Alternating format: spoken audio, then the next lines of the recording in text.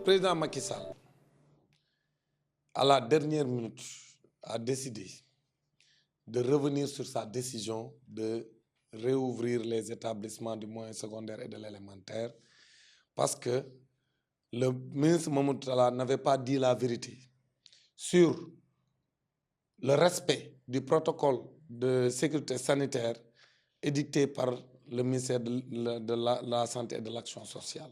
C'est-à-dire que chaque établissement puisse être doté de suffisamment de masques pour que tous les acteurs puissent avoir chacun son masque et qu'on puisse avoir également la distanciation physique au niveau des classes avec un élève par table et au maximum 20 élèves par classe et que les tables soient espacées d'au moins 1 mètre et qu'on puisse avoir des toilettes fonctionnelles séparées, garçons et filles, qu'on ait 2 portes, une porte d'entrée et une porte de sortie pour chaque établissement et également qu'il y ait de l'eau courante disponible pendant toute la durée des enseignements apprentissages. Voilà les conditions requises par le protocole de santé. Malheureusement, aucun établissement du Sénégal n'avait respecté cela. Donc, à part quelques exceptions, peut-être une infime minorité, peut-être 2 ou 3% pouvaient respecter cela. Et ils ont compris que ça, c'est un détail important. Et les élèves, et les enseignants, et même les parents avaient déjà menacé qu'ils n'allaient pas aller aux écoles. Et maintenant, le président Macky Sall avait senti déjà le fiasco. Il tergiversait, mais maintenant, ce qui les a poussés maintenant à la dernière minute, parce que toute la journée, ils ont hésité. Parce qu'ils ont senti qu'il y a des menaces. Les gouvernements scolaires ont menacé. Les enseignants allaient se présenter. Mais contrairement à ce que le ministre a dit, beaucoup d'enseignants étaient entre les régions et ne pouvaient pas être déplacés. Parce qu'on avait beaucoup d'enseignants qui étaient entre les départements. Parce qu'eux, ils ont convoyé les gens qui devaient quitter Dakar pour aller dans les régions et les régions pour Dakar. Mais malheureusement, par leur incompétence, ils ne savaient pas qu'il y a des enseignants qui sont dans les départements et qui ne viennent pas à Dakar, mais qui sont entre départements ou entre régions. Donc ce sont ces enseignants-là qui ont été laissés en rade. Et le ministre avait menti. Il avait dit que tout était en place, alors ce n'était pas la vérité. Maintenant, la dernière chose qui a fait que le président était obligé de repousser, ou en tout cas d'annuler la reprise du 2, c'est parce que vers 21h, l'office diocésain de l'enseignement catholique a sorti un communiqué pour dire que eux, ils ne sont pas d'accord avec la reprise du 2. Signé par Abbé Mignane. Voilà. Ça, c'est ça là l'information capitale. Parce que ces gens-là, dans le secteur de l'éducation et de la formation, certes, ils sont minoritaires, mais ils sont un lobby très puissant. Très puissant. Personne n'osait reprendre les enseignements apprentissages en les laissant en rade.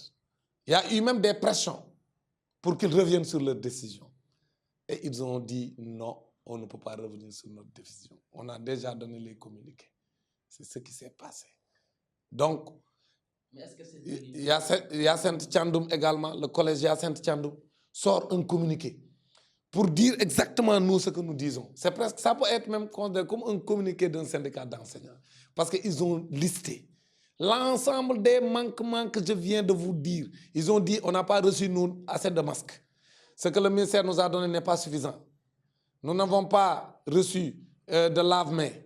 Nous n'avons pas reçu les thermoflash, etc. Donc, ils ont dit que nous ne sommes pas en mesure de démarrer. Et ils l'ont dit de façon nette et claire à travers un communiqué publié dans la presse.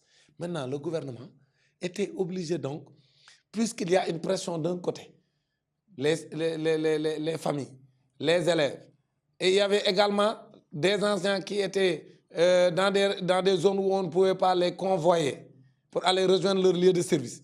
Et il y avait également ce problème-là à la dernière minute et qui est un problème très sensible, que les écoles, ça allait être un précédent. Qu'on puisse reprendre les enseignements apprentissages sans ces écoles-là qui constituent un lobby très puissant. Donc, le président Macky Sall était obligé de céder.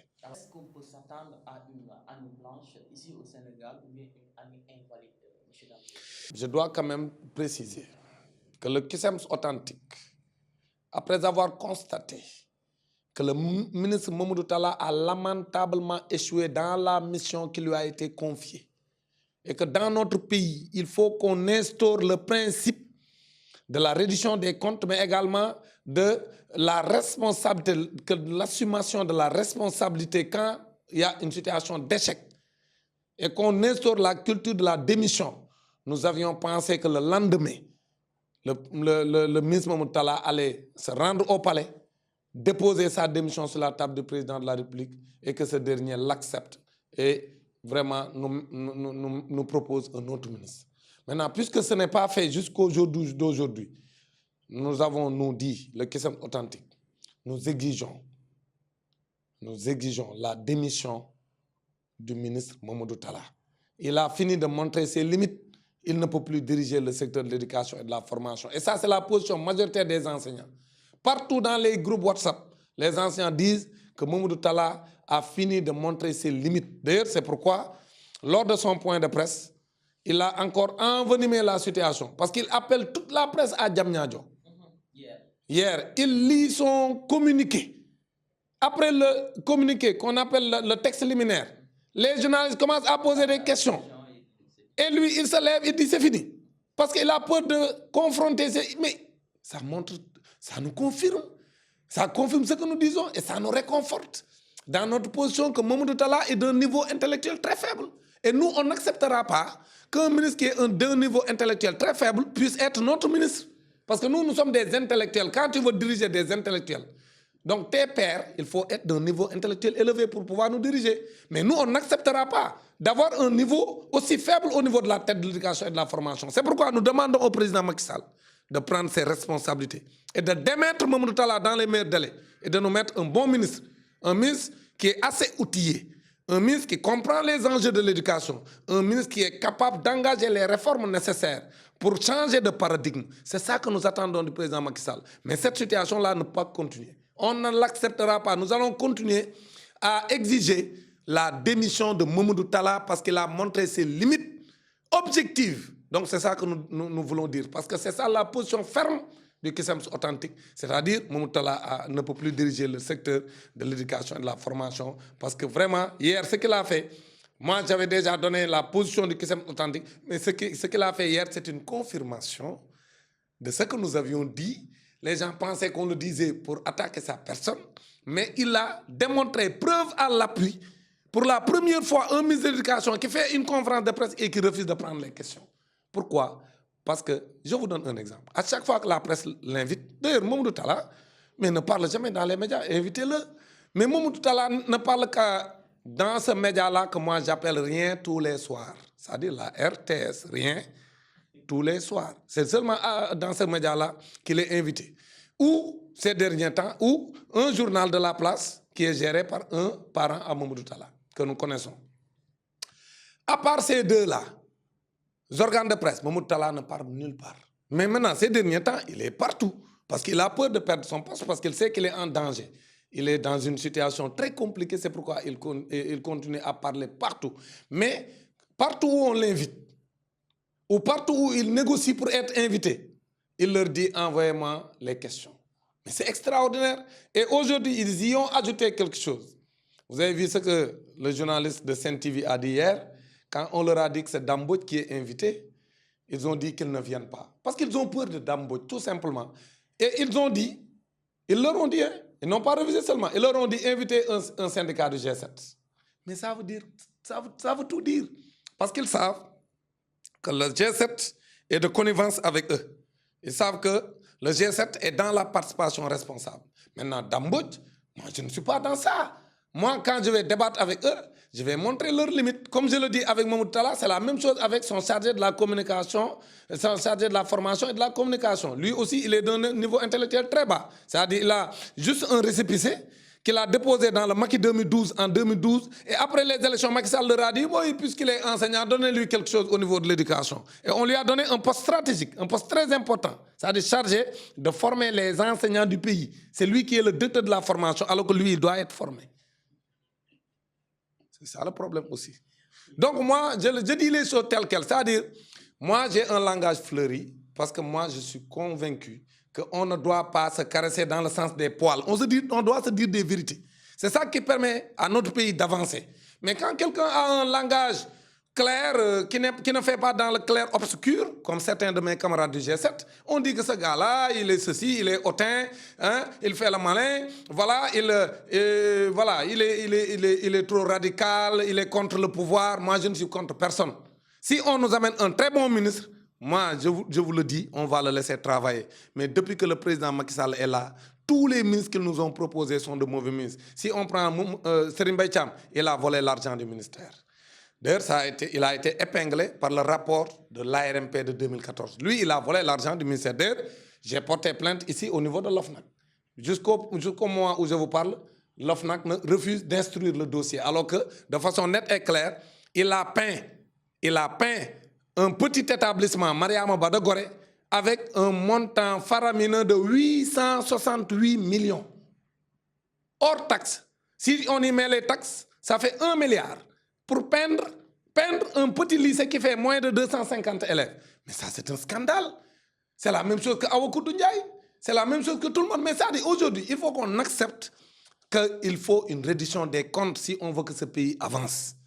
C'est pourquoi moi, je veux que Mamadou Talla libère le plancher, qu'il rende le tablier et qu'on nous mette cette fois-ci quand même. Parce que nous, c'est le ministre qu'il met, lui, le président Macky Sall, c'est à partir du ministre qu'on va voir est-ce qu'il veut changer les choses. Parce que moi, je suis convaincu, je ne fais pas un débat de personne, mais le ministre est important dans la manière de conduire les affaires. Donc, si on nous met un second couteau à la tête de l'éducation, ça veut dire qu'on ne veut pas accorder une priorité à l'éducation, alors que l'éducation, c'est le socle du développement. Aucun pays ne peut se développer dans le monde sans avoir un système éducatif performant. Parce que c'est l'école qui forme les intelligences, c'est l'école qui forme les ressources humaines et c'est le travail qui produit la richesse. Donc là où on forme les Sénégalais, c'est là où on doit injecter assez de moyens, assez de ressources comme d'autres pays l'ont fait, des pays qui avaient le même PIB que nous en 1960 et aujourd'hui qui sont des pays développés. Donc aujourd'hui, c'est ce changement de paradigme qui est attendu du Sénégal et donc du président Macky Sall. Alors, pour aller vite, année blanche ou année invalide, votre position? Année blanche ou année invalide, on ne peut plus faire une année invalide. Parce que la différence entre l'année blanche et l'année invalide, c'est que quand l'année est blanche, les apprenants ne perdent rien. L'année suivante, chacun retourne à sa classe sans conséquence. C'est ça une année blanche.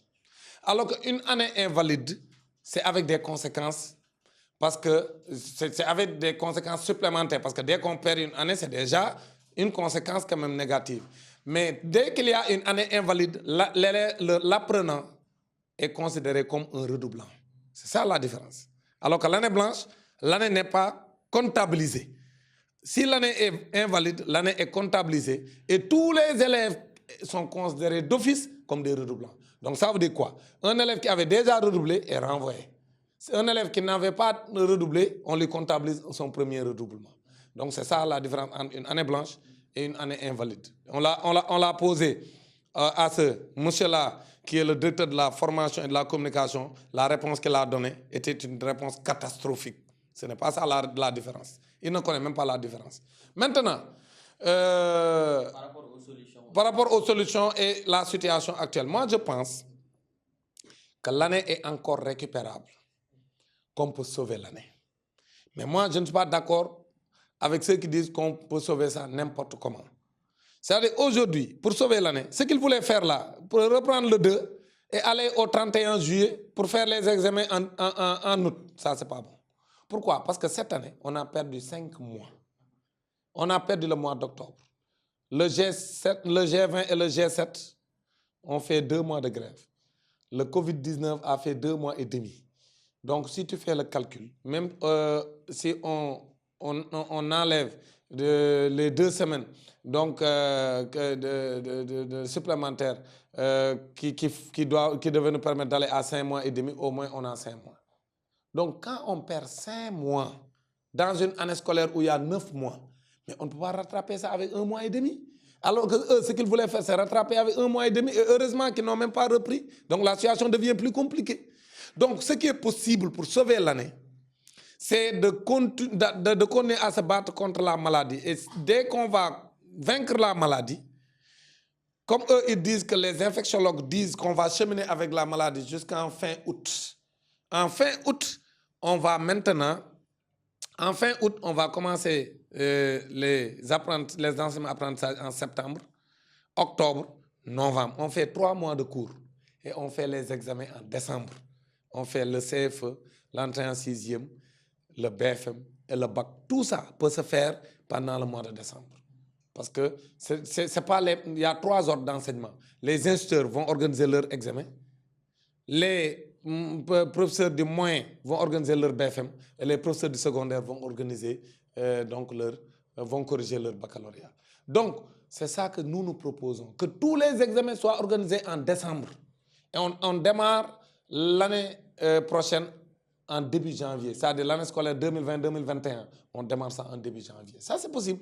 Maintenant, pourquoi il y a des difficultés? C'est là où il y avait cette précipitation. Parce que quelqu'un m'a dit, pourquoi il voulait se précipiter à reprendre le 2? S'il n'y avait pas ces couacs-là que je viens de dire, mais le président Macky Sall allait imposer qu'on démarre le 2. Mais heureusement pour nous, parce que ça, ce n'était pas une bonne formule. Maintenant, aujourd'hui, la difficulté du président Macky Sall, c'est qu'il y a un lobby. Je parlais tout à l'heure d'un lobby. Il y a un lobby très puissant au Sénégal. Ils ne sont pas nombreux, mais ils sont un lobby puissant. Et ce lobby-là est constitué de familles nantis qui ont leurs enfants dans les écoles les plus huppées de Dakar. Et ces écoles-là, ils ont déjà leur préinscription. Ils doivent aller étudier en France. Et en France, les universités reprennent en début septembre. Donc, si le bac n'est pas organisé pour eux, en août, ça veut dire qu'ils vont perdre leur préinscription. Ils ne pourront plus voyager cette année. Si on organise le bac en décembre, ils auront des difficultés dans certaines universités à avoir une dérogation pour aller s'inscrire en décembre ou en janvier. Parce que si on organise le bac en décembre, pour que ces gens-là puissent aller en Europe, il faut qu'ils aient des dérogations pour pouvoir s'inscrire en janvier. Alors que les inscriptions en Europe, c'est en septembre. Ça va être très compliqué. Parce que les universités européennes, je ne pense pas qu'ils vont accepter de délivrer des dérogations de 4 mois. Perdre 4 mois en Europe, dans une université, je ne pense pas qu'ils aient cette possibilité. Donc, ils respectent leur quantum horaire. Donc, ça veut dire quoi? Vous avez vu la difficulté dans laquelle se trouve le président Macky Sall. C'est-à-dire qu'il a peur de repousser jusqu'en décembre pour protéger ceux qui sont des familles nantis, qui ont leurs enfants, qui ont déjà leur préinscription et qui doivent voyager en septembre. Et organiser le bac en août et escamoter les programmes. Donc, on n'apprend pas, on sacrifie les enfants des pauvres. Donc, aujourd'hui, il est entre le marteau et l'enclume. Donc, aujourd'hui, moi, je pense que la seule solution pour le président Macky Sall, c'est de prendre ses responsabilités, de comprendre que ces familles-là, qui sont des familles nantis, ne peuvent pas dicter leurs lois dans ce pays. Quand on prend des décisions, on prend la décision pour la majorité. Et la majorité n'est pas concernée par ça. Donc la majorité est pour qu'on repousse les examens. Donc les élèves sont d'accord, les parents d'élèves dans leur écrasante majorité sont d'accord, les enseignants également sont d'accord. Donc il faut repousser les examens jusqu'en août. Et ça va nous permettre, dans 2-3 mois, quand on va maîtriser la maladie, qu'on démarre les enseignements apprentissages à partir de septembre.